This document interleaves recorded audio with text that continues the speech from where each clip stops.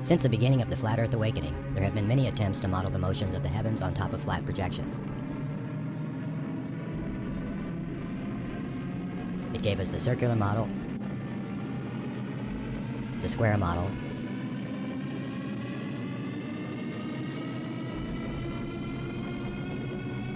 and other projections like the diamond. All have failed so far to make an accurate and verifiable model that shows what is actually going on up there.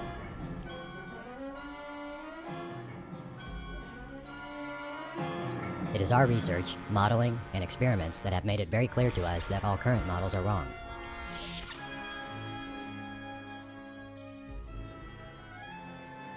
The main reason for that is because they all start with the wrong premise that the tropics form the actual paths of a physical object like the sun or moon.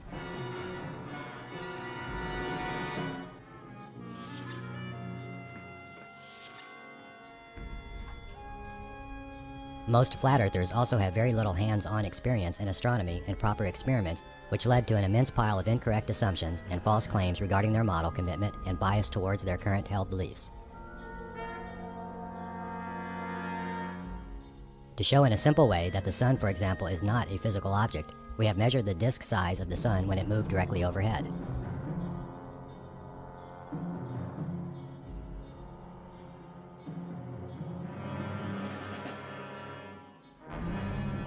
That result ended up in a 39.8 mile diameter sun.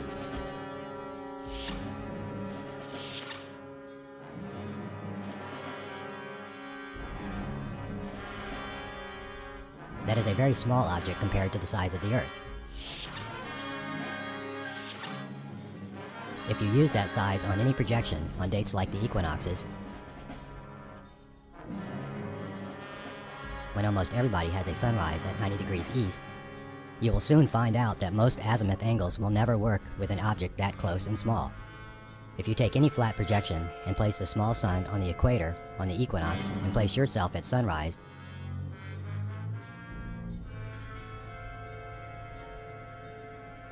on almost all latitudes, the sun is directly east of your position.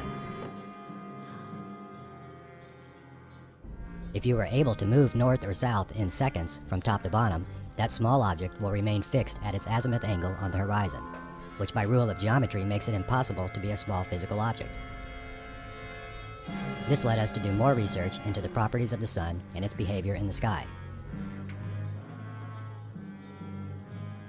We have come across so many false claims and highly questionable ideas about the motion of the sun and moon and stars that we find it's our duty to correct these claims. Some claim the sun moves in straight lines, which is a false claim as shown in the following images.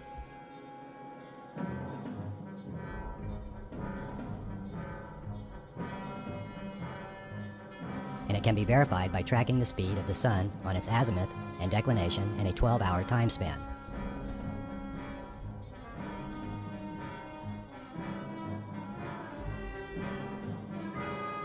There have also been claims that the sun moves in a circular path, which is also incorrect.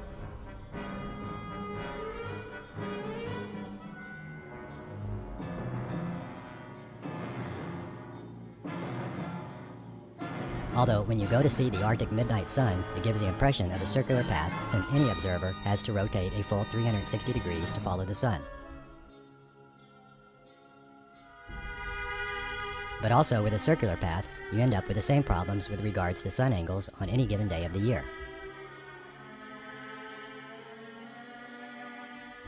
The hyperbolic paraboloid shape of the sun panorama is not just a path over a year time span.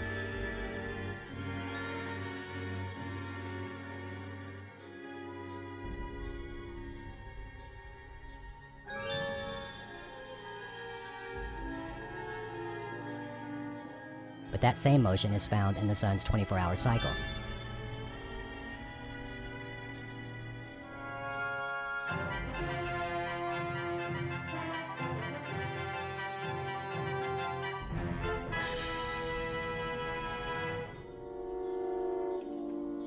This drift pattern becomes obvious when you track the sun with high-end trackers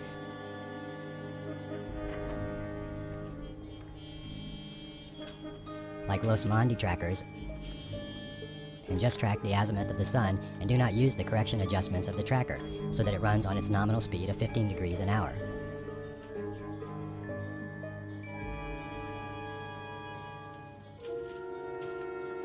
The drift pattern is also equal and opposite on both sides of the equator, which means that this small 39.8 mile diameter sun is moving across the sky at various observed speeds north and south of the equator. After 2 years of research and modeling, we were stuck and couldn't make it work to model the sun or any object accurately.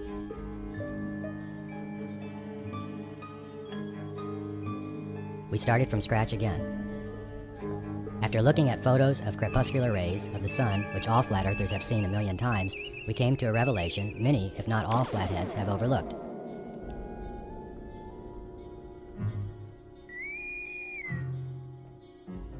When you look at crepuscular rays piercing through clouds over a lake or plain, for example, the angles of the rays end up at the actual light source, which is just above the clouds in most cases. But we know the sun is not right above the clouds. We started wondering what someone would see looking back from the other side, and if he or she would see the same thing.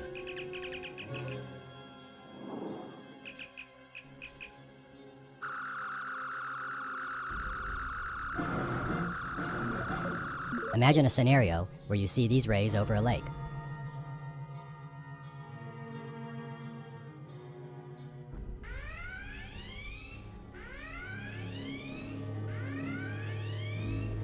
Those rays are lighting up a spot on the water.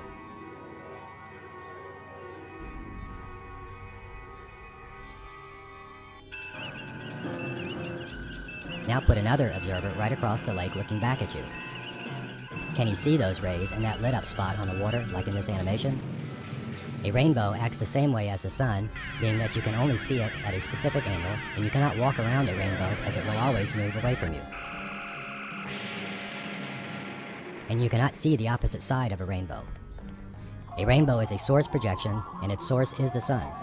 Therefore, if the sun is also a source projection of an unknown source, we can start modeling the path of the sun for each observer on Earth. We did this by taking just one longitude, that being the 0 UTC meridian on Earth.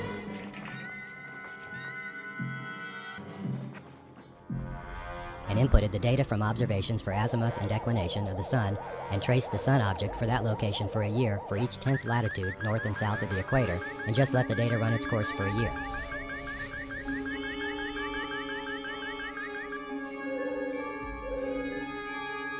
But the model became so heavy with data and tiny hair-thin tracer lines that even with a super machine, we couldn't render the result.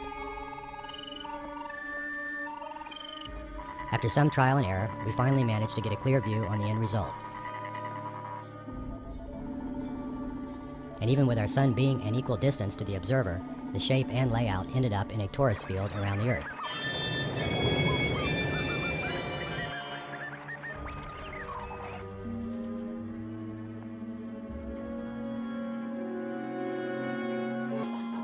We still have to figure out how to do proper 3D vectoring to get all the observed speeds and changes in the motion of the sun, creating a more true shape.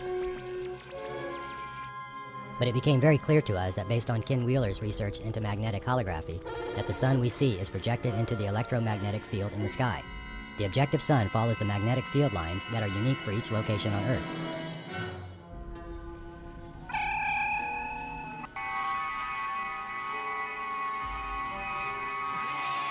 So the real sun is a source coming from outside of the so-called firmament, which probably uses light polarization that is projected into the magnetic field and rendered through the atmosphere. It is no coincidence that all sun arcs combined create this torus-like field, and this is version 1.0. As soon as we find out how to use equal distance 3D vectoring and a formula on the angles in the datasheets from observations, we can then get a true shape in second-by-second motion in the field lines. This torus field is by no means a stationary field, as the sun moves north and south during the year. We animated this in what we call the cosmic breath of flat Earth, and this shows that by simply increasing the current in the field from the North Pole, you then push the field south, and by lowering the current, it flows back north again. It can also be pushed back and forth by an outside magnetic field from beyond the Antarctic, 90 degrees south latitude. The southern magnetic anomaly is also a moving anomaly, and who knows what more lies beyond the southern latitudes, all of which have influence on the field. From a creation standpoint, it must have a function as well. If we animate all sun positions over a year, the animation gives the impression of a wave going around the field like an outside source pushing and pulling on the field and projecting its image, that being the sun or moon, in it.